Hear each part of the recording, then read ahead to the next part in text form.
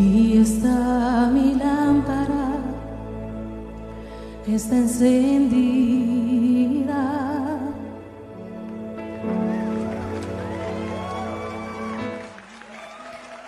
Bienvenidos sean todos ustedes una vez más al Cafecito del Patio, dentro de nuestro ministerio Fuente de Salvación.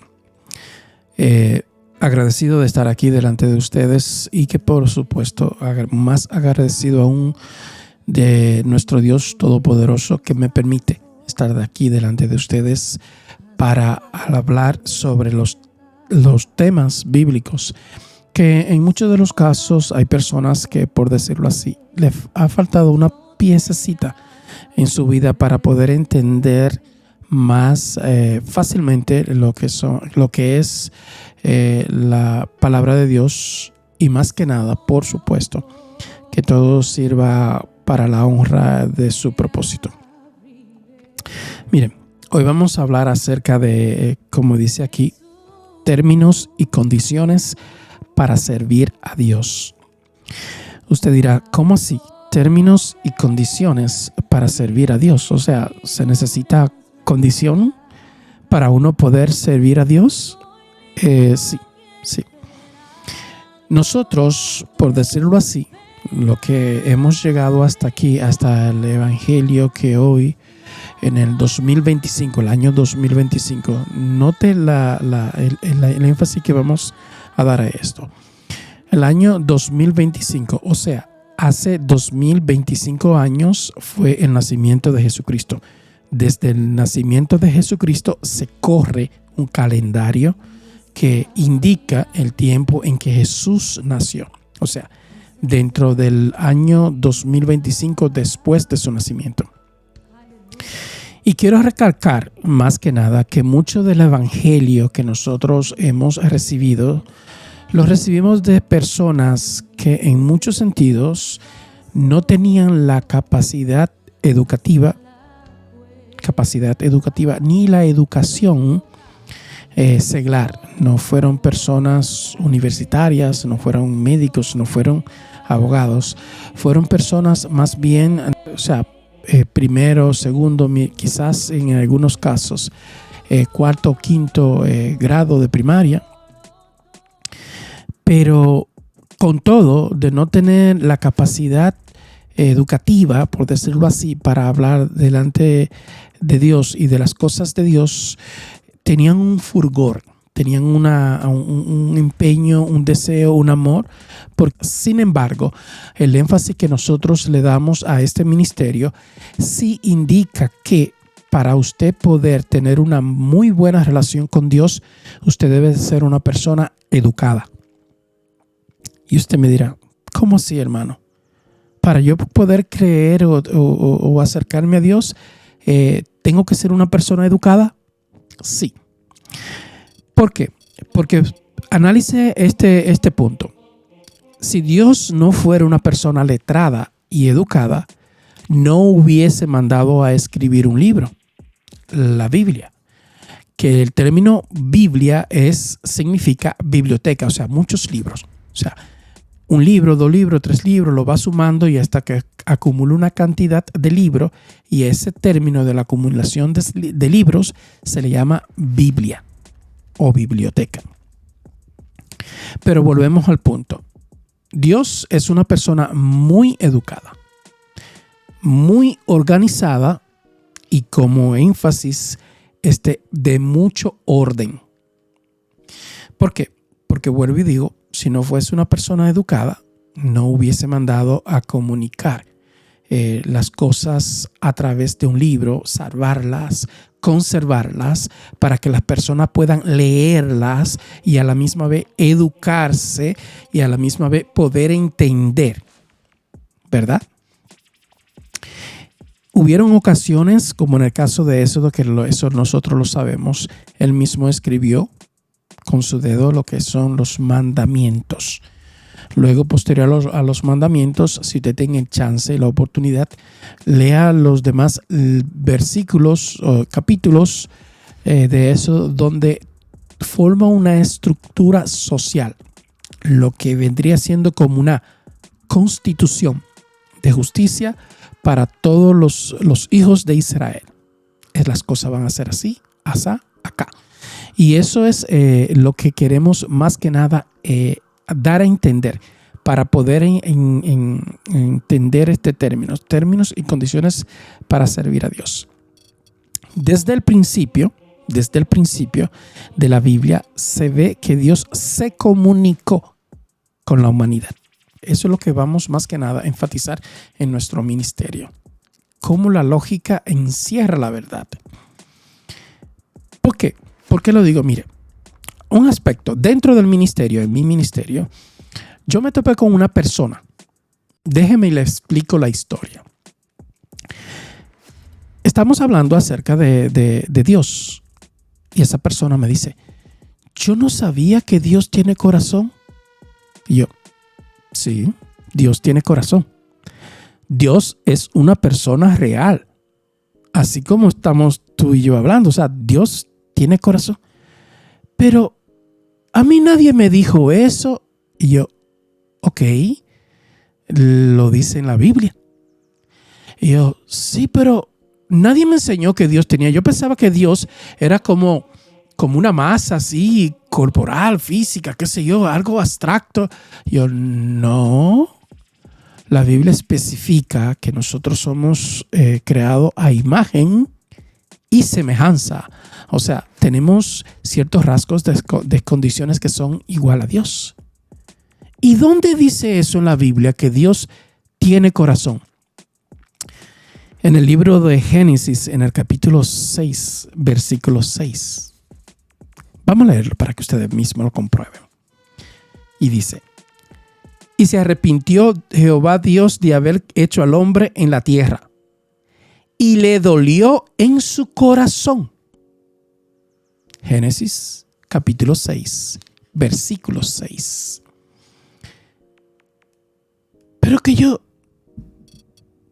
que hemos estado hablando, que hablamos hace unos minutos atrás, que habieron personas que entraron dentro del ministerio que básicamente no tenían quizás el léxico, no tenían las palabras, no tenían la educación o para comunicar ciertas cosas porque está tangible. Apenas en el capítulo 6 del libro de Génesis habla acerca de una de las cualidades más importantes de nuestro Creador, que tiene un corazón, y le dolió el corazón. El hecho, ¿qué pasó? De acuerdo al suceso, había ocurrido que el hombre se había desviado a la maldad y él le había dolido en su corazón todo lo que estaba ocurriendo. Y es ahí donde básicamente cobra sentido lo que vamos a siempre estar desarrollando en estos contenidos. ¿Por qué? Porque muchas personas no han leído. Y déjeme decirle cómo esto ha sucedido. Van a la iglesia, se sienten en un púlpito, empieza el cántico, empieza la alabanza, empieza muchas veces a todo el proceso de la reunión, ¿verdad? Y en ciertos sentidos pasan por alto el estudio bíblico. Y usted dirá, no, hermano, porque el estudio bíblico nada más es exclusivamente para los martes o los jueves. Nosotros aquí en la reunión no nos basamos tanto en el estudio. ¿Pero por qué? Y usted me dirá, si está exagerando. No, ¿pero por qué? Cada palabra que usted vaya a mencionar dentro de la reunión tiene que estar acentuada. Lo más importante de estar en una reunión donde todos estamos alabando a Jehová, Dios, y a su Hijo Jesucristo es siempre mencionar las cualidades y las actitudes tocante a las acciones que describen la Biblia. Y de ahí es que se basa nuestro ministerio, basado en 3 aspectos principales: la educación, la formación y, sobre todo, más que nada, el entendimiento bíblico. ¿Por qué le damos énfasis a la educación? Porque Dios es una persona muy organizada, lo volvemos y lo repetimos, muy organizada y muy educada. Cuando una persona llega a la iglesia como nuevo creyente, como nueva persona que abraza la fe, Lo primero que tiene que entender es que hay un orden. Jehová es una persona educada y dentro de lo que es los términos de educación, tiene que irse acoplando a la educación.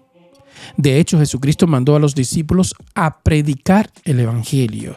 ¿Y qué es lo que significa predicación? Prácticamente enseñar.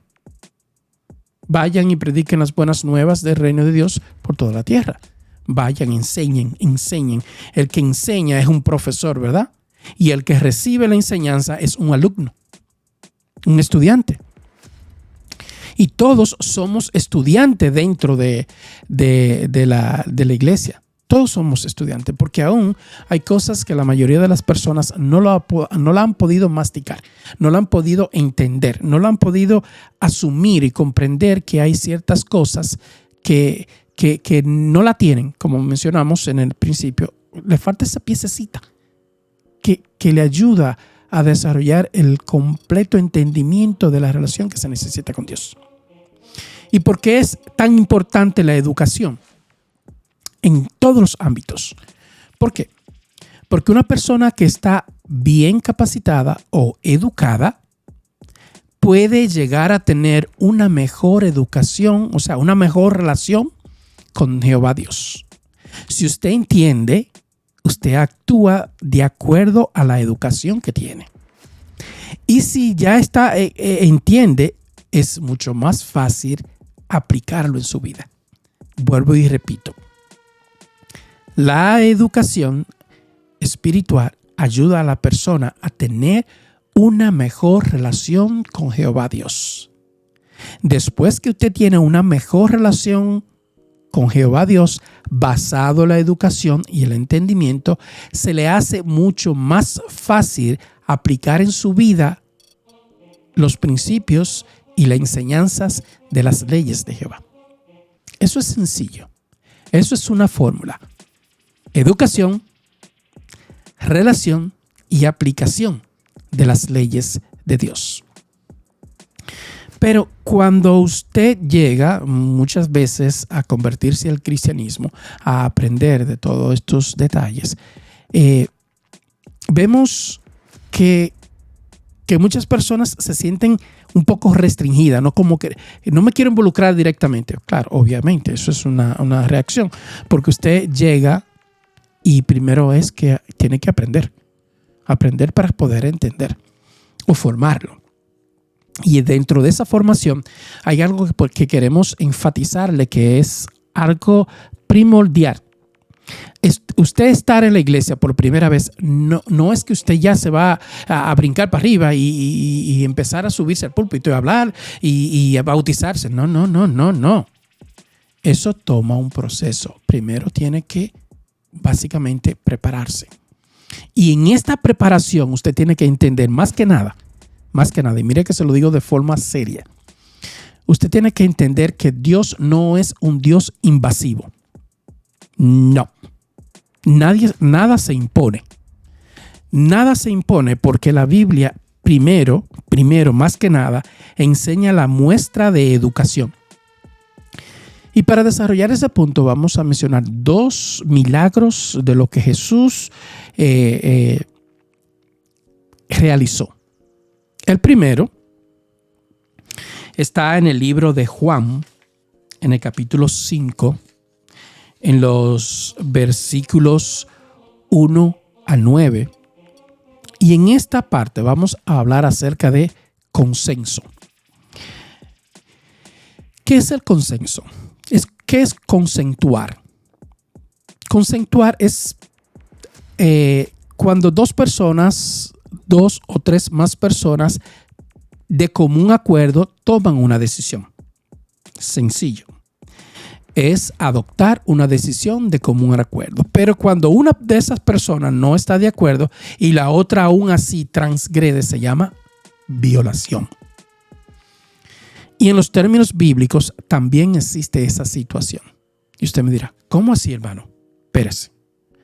Barájamelo un poco más despacio. Miren que ese es el barajo. Porque aquí hay una de las partes más importantes de la fe cristiana. Aquí está, como dice, la piedra angular. En ningún momento, pero en ninguno de los momentos basados en todos los conocimientos, ni las cosas que están sucediendo, ni nada por el estilo, Dios es culpable. ¿Por qué? Porque si usted no busca a Dios, no existe un compromiso con Él. Si a usted le pasa cualquier cosa y usted no le pide ayuda para realizar las cosas, usted lo está excluyendo.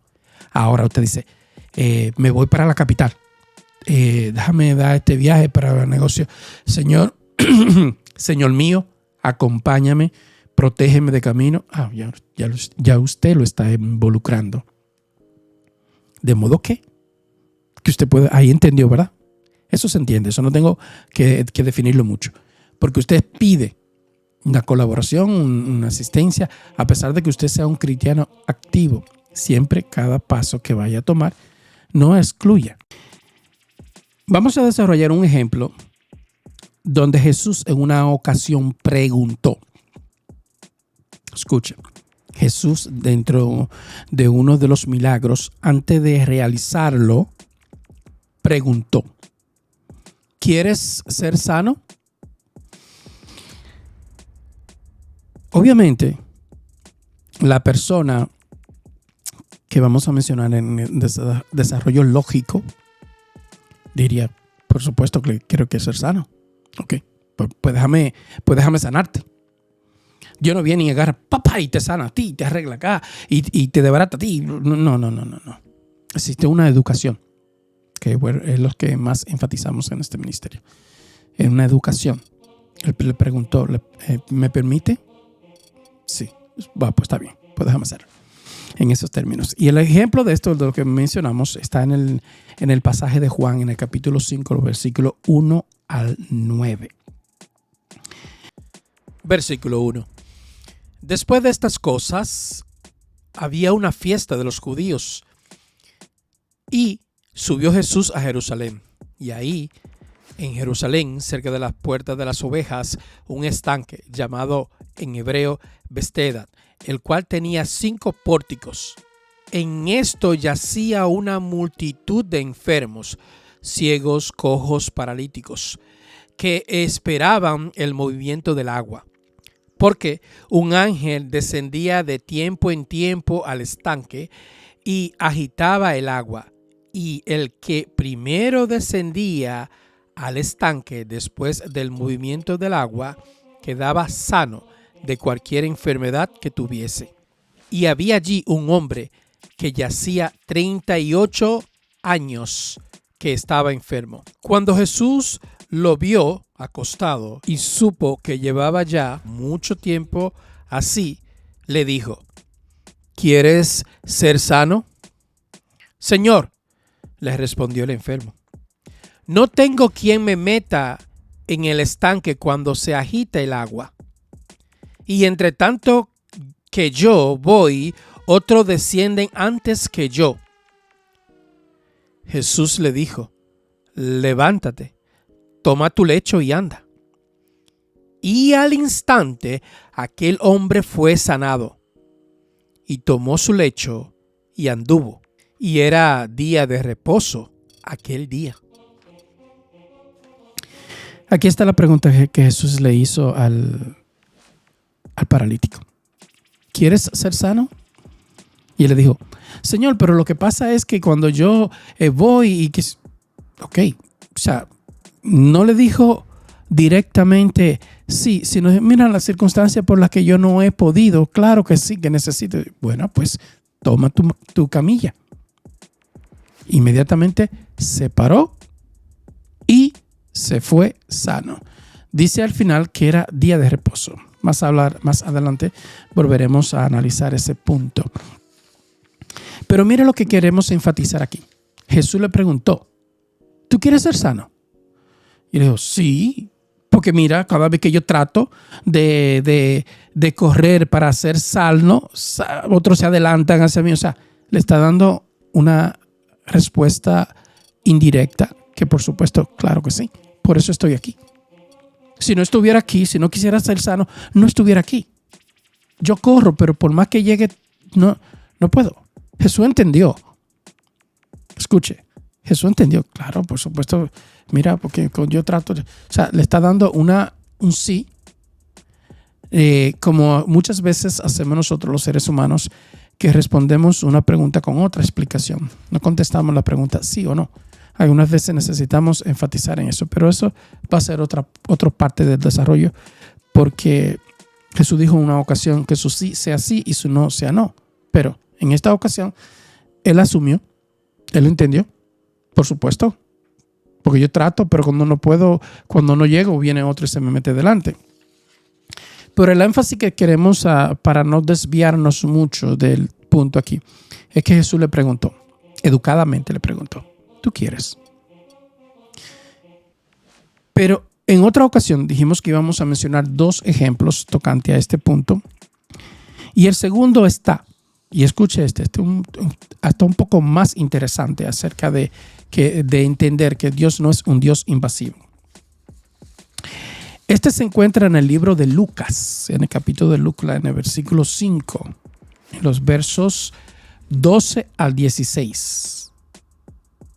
Y Jesús se encontró aquí con un hombre que tenía o estaba lleno de lepra. Dice Lucas en el capítulo 12. En una de las aldeas, Jesús conoció a un hombre que tenía una lepra muy avanzada. Énfasis, muy avanzada. Cuando el hombre vio a Jesús, se inclinó rostro a tierra, una acción, y le suplicó que lo sanara, una petición. Señor, le dijo, si tú quieres, puedes sanarme y dejarme limpio. Jesús extendió su mano, una acción, y lo tocó. Y dijo, sí quiero. Queda sano. Al instante, la lepra desapareció. Entonces Jesús le dio instrucciones de que no dijera a nadie lo que había sucedido. Le dijo, preséntate al sacerdote y deja que te examine. Lleva contigo la ofrenda que exige la ley de Moisés a los que son sanados de lepra. Esto será un testimonio público de que ha quedado limpio.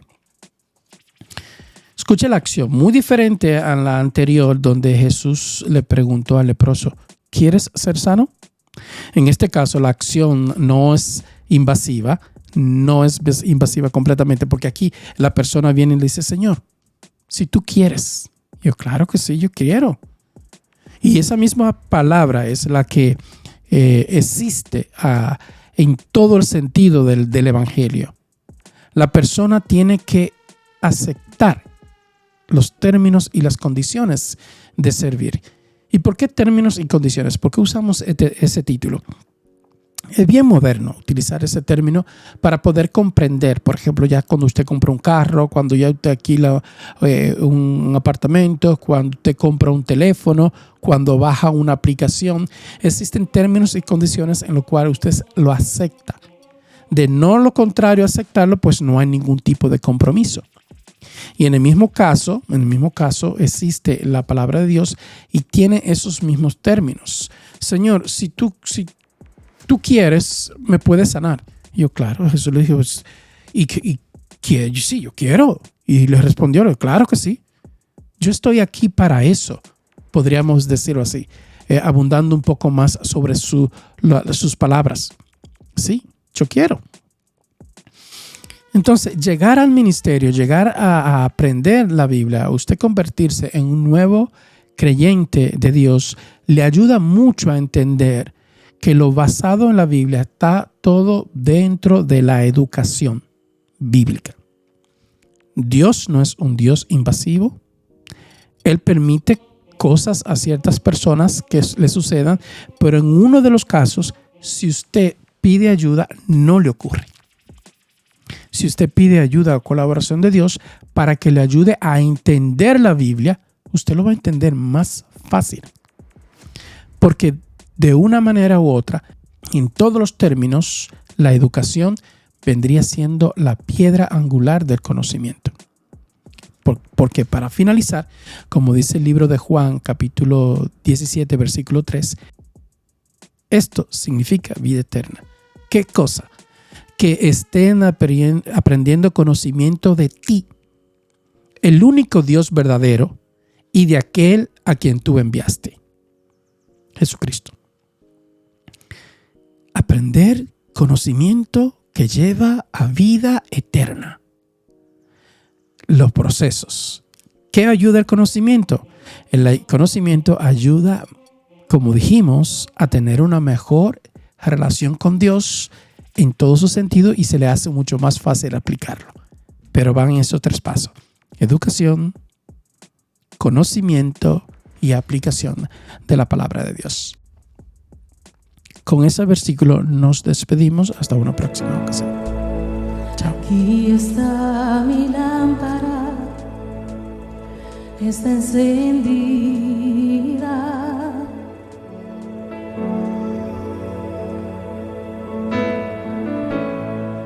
Solo estoy esperando el sonido de tus pasos hacia la puerta. Solo toca que yo te abriré.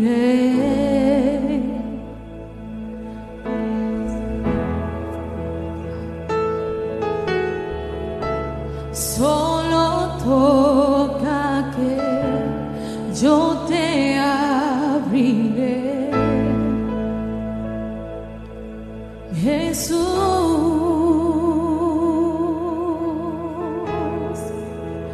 ya me coloqué mis vestiduras blancas.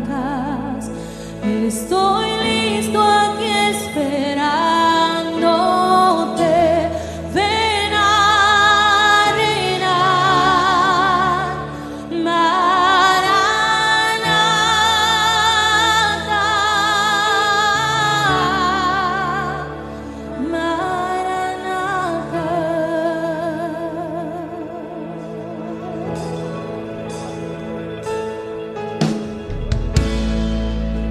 aquí está mi lámpara,